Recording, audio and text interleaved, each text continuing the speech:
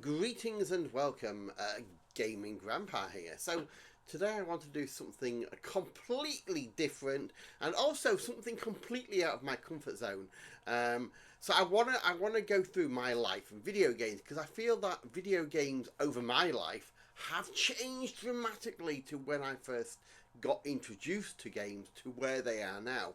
So I thought I'd like to share my life and how I got interested in video games and show you some pictures and images and then some videos as well and just show you how it's evolved. So today we're gonna focus on the 70s and the 80s. Yes. So the 70s were, to be fair, were quite quiet. There was a lot of development behind the scenes, but nothing like home. And then in 1978, when I was 8 years old, that all changed. I remember going round to my grandparents' house and they had this machine on the floor. I'm going to show you this machine in a minute, guys. And this was my first introduction to video games. Let me show you what I'm on about. So this here is the Atari Video Computer System, as it was called. This was launched in 1978, and yes, that is wood effect. It was definitely very 70s. You know, can you imagine a gaming console today having a wood finish? That was your joystick, was how you controlled your character or spaceship in the games. And yes, that red button is your very own fire button. You can see here, you have TV type, colour and black and white. So we obviously colour TV was very new back then. Power on and off and game select, and then you plugged your game in here in the cartridge. So this was my when I saw this for the first time, I'm thinking, wow. Okay, let me show you what the games looked like as well.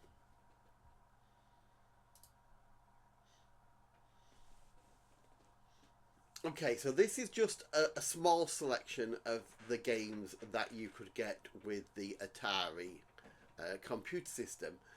As you can see, they were literally in like a cardboard packaging, and then this here up in the top right, that's basically what the game was on. The game was on a cartridge, which obviously you plugged into the system.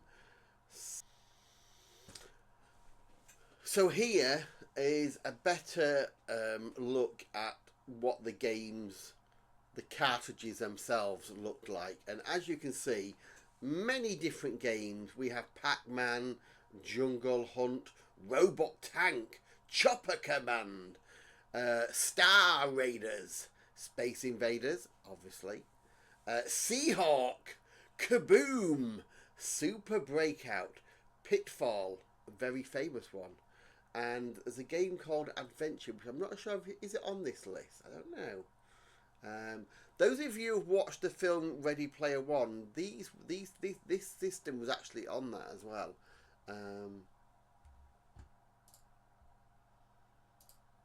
So first we have Pac-Man.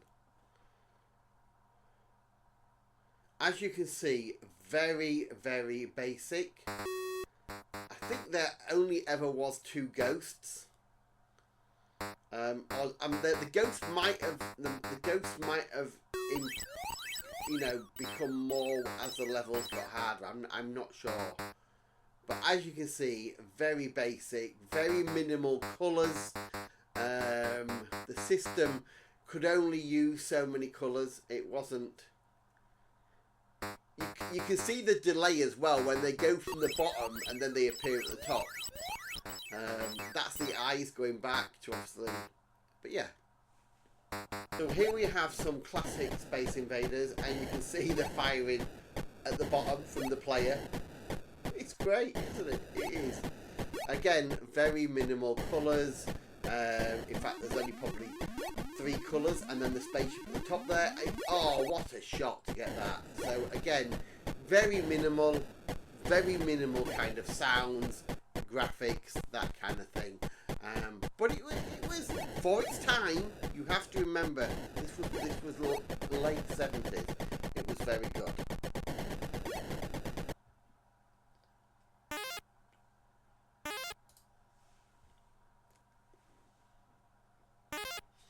So here we have Pitfall. So Pitfall was, it did have a little bit more, as in colours, and also you actually had a proper person to obviously control and run and jump.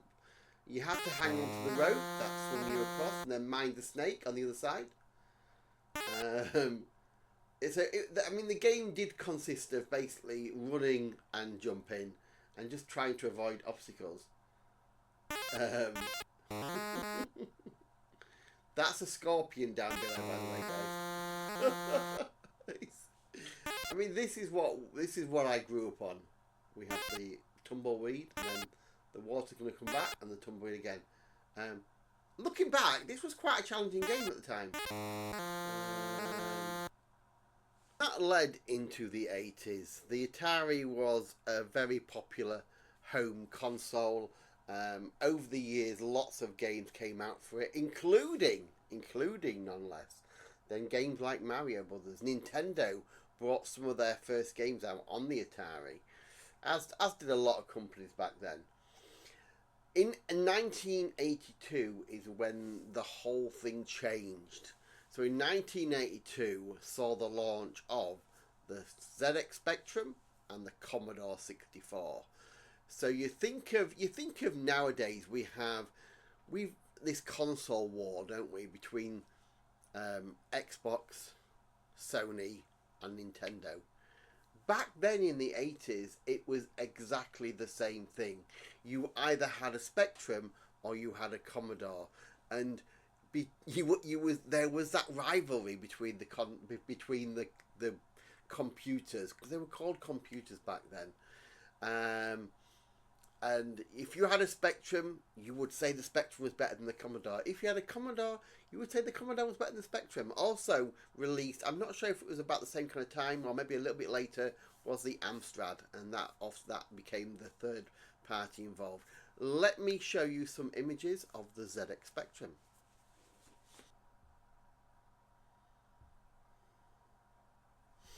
So this was the ZX Spectrum.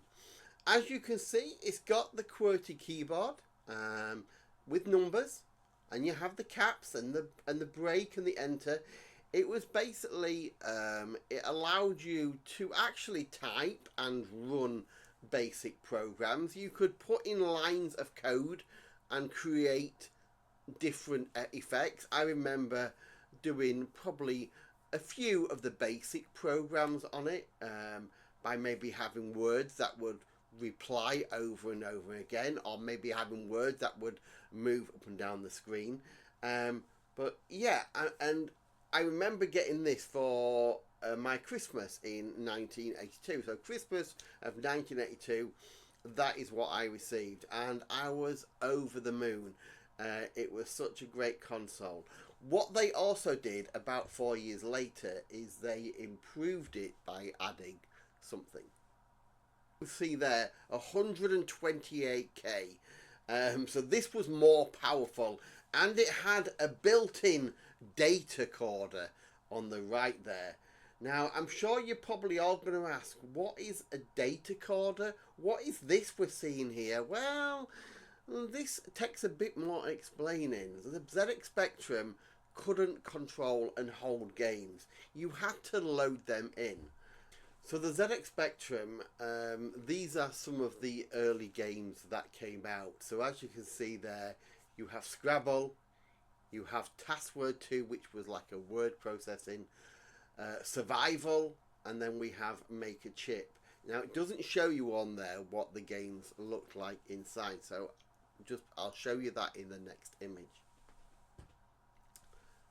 So here we can see more Spectrum games, and you'll see again they followed the same kind of input from the Atari, with having cardboard packaging at first.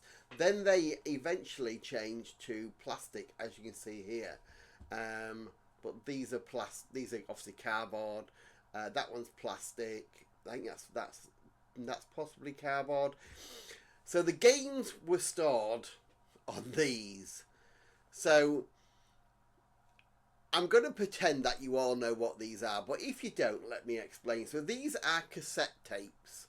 So the cassette tape basically held the information of the game on this tape.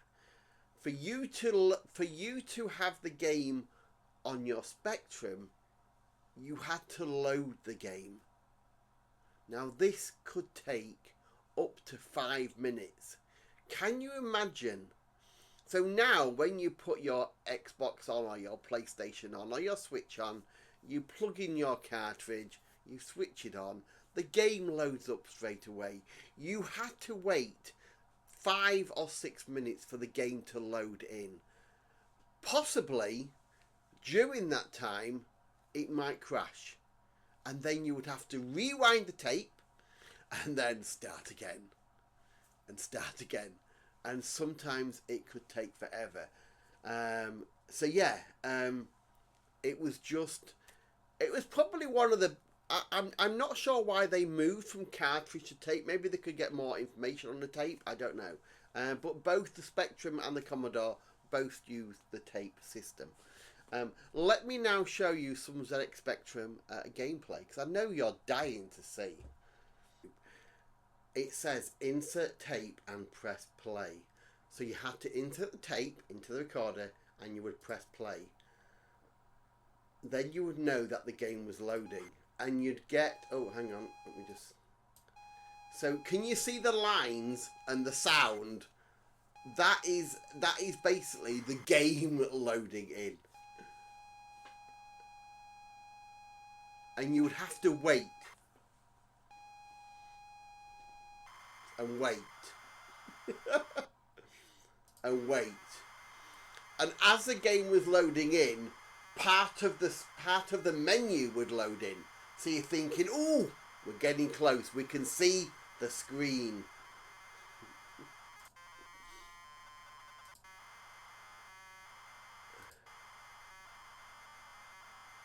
As you can see now, I clicked to the 2-minute mark and the game is still loading. And now we're at the 4-minute mark and the game is still loading. And there we go. So at, like I said, 5 minutes, it's loaded. Press S to start.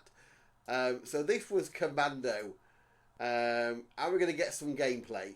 So as you can see, the Spectrum, with regards to graphics, it was slightly improved. As you can see, you've got a bit more definition of like a character there. And a few more colours, but not a great amount of colours. What you can see as well is that when characters, so basically when the blue soldiers get close to the wall or they get close to one of the trees, they become green as well. So yeah, so this was Commando, and I remember playing this one. It was quite a tough game.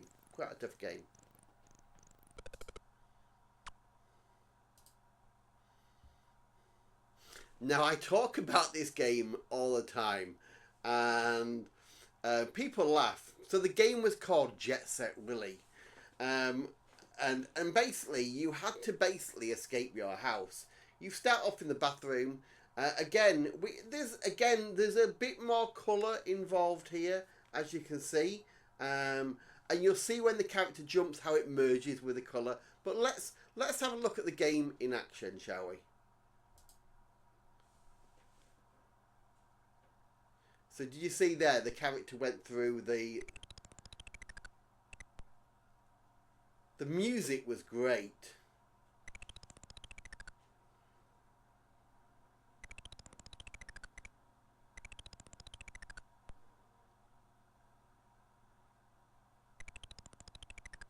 And again, the game is very, you know, basic. You have to jump things, you have to avoid things. But again, there was a lot more put into like character sort of designs. I mean, look at that green scary head thing there. It was great. And then we also have Manic Miner. Now this was made by the same people that made Jet Set Willy. I'm not sure which one came out first. I think Manic Miner might have come out first, but you'll see the very similarities. Starring Miner Willy. There he is.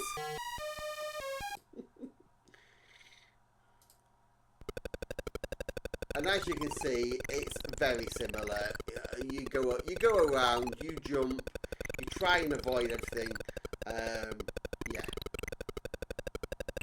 But it was good for its time. It was excellent. Look at the penguins. Oh dear me! I remember. I remember playing this like it was yesterday. We're looking at this game came out in 1987 because it tells you there, obviously in line with the movie coming out. So this was still on the Spectrum. So obviously Spectrum was obviously reaching. The Spectrum had been going for 5 years at this time, but we were still having the loading screen. So as you can see here, I'm at the 7-minute mark, and the game hasn't loaded yet. It's still loading, guys. So we're getting all that background, ooh, and it's still loading. There we go. Keyboard.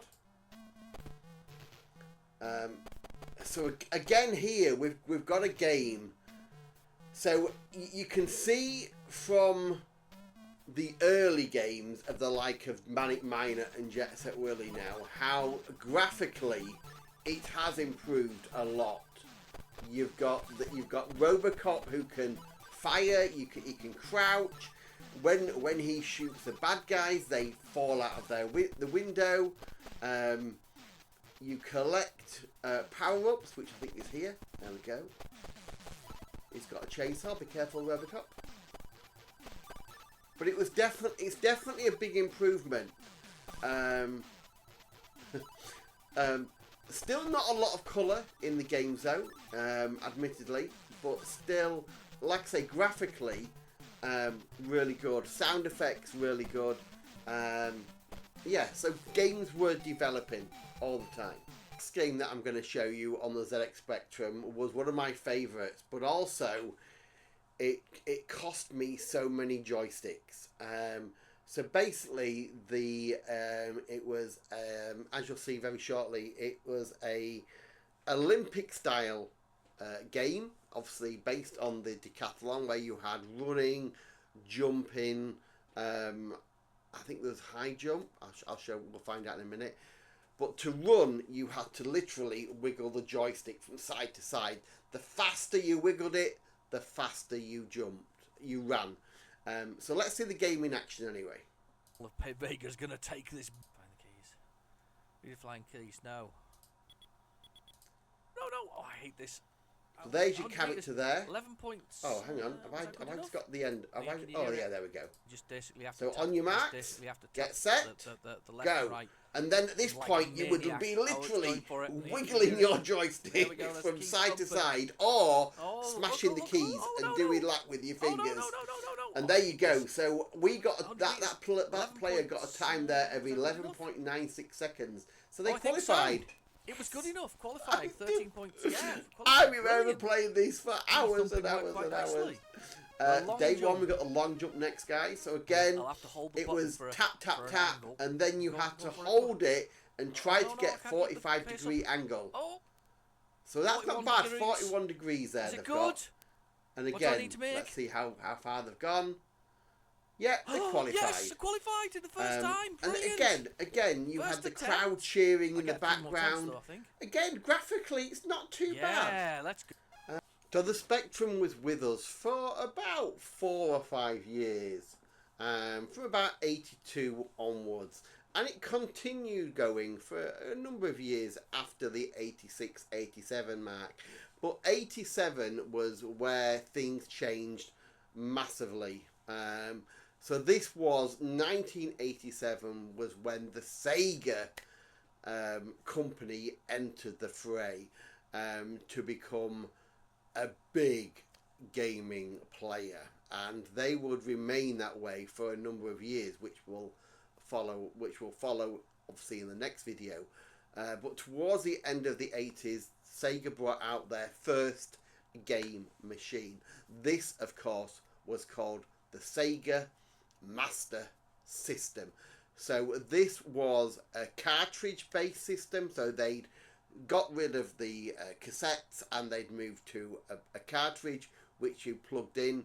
By doing so, gaming became instant. You know, you didn't have to wait for the loading times, and graphically as well, things changed massively, which we'll see in a minute with some gameplay of Master System. But yeah, so I remember picking up my first Master System, and I'll show you some images shortly of the console and some of the games, and then we'll have a look at some of the gameplay as well, and you will see the massive difference from how the Spectrum used to play to how the Master System plays, and the colours and the graphics. It was a massive jump in video games. Let me show you more. Okay, so this is the Sega Master System. It's not a great image, I'm afraid. Looks like this one's being well used. But as you can see, you plug the controllers into the front there. You could have 2 players. There's the power button. And then basically the cartridges plugged in at the top. At this point, the Master System also used cards, which were a very smaller version of a cartridge, which basically just slotted in.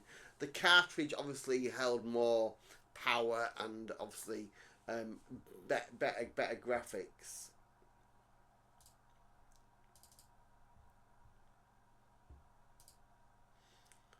So again, here we've got a better picture of the box, and yes, the Master System did have a light gun, which again was quite unique for its time. So again, you've gone from Spectrum having just a keyboard and very minimal colours to actually having a light gun and 3D effects for a console was just mind-blowing.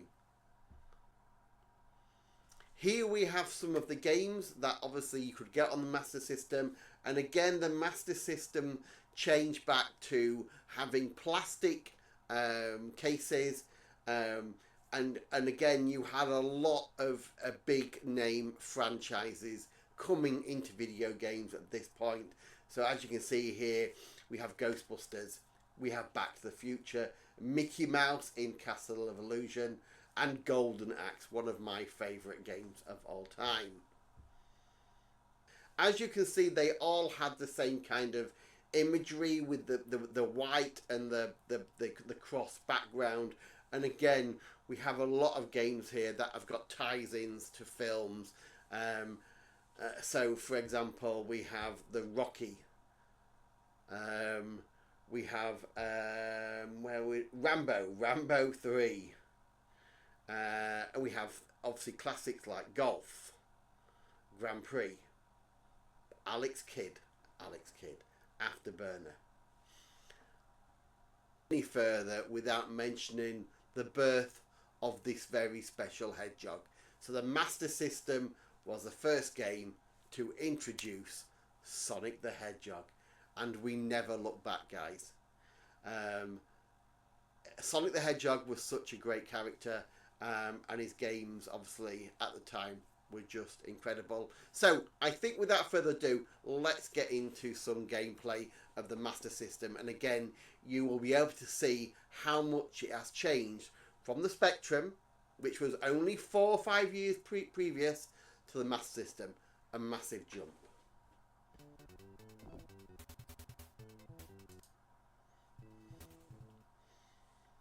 So you could actually choose your music that you wanted to play.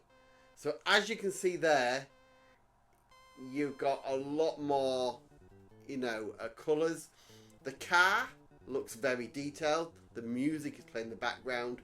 The trees are going past you. And then obviously there's other cars here that you have to avoid. So again, graphically, very good. Yeah.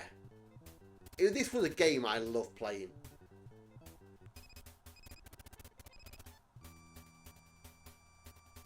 But you can see how much it's changed from a Spectrum that has very minimal colours to this.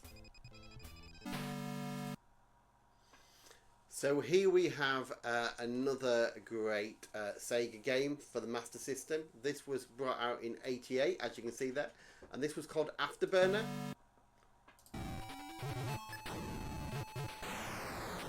So again, as you can clearly see, a big improvement in graphic style. The planes look great. Just everything about it looks really good. Stages as well, as you flew through different areas. And overall, really good. Again, you've got all the explosions, everything like that. And yeah, again, it's a really good game for its time. One of them being Ghostbusters. Let's have a look, guys. There you are, driving to the next ghost with Ecto 1. That was us collecting a ghost. And there we are. So again, graphically, it's okay. I think the most important thing to note here is that, you know, when the characters are moving in front of things, it's not having a big impact in, like, colours are not merging and like that. Like I say, this was one of the very first tie-ins, so it was good. Was it great? Probably not.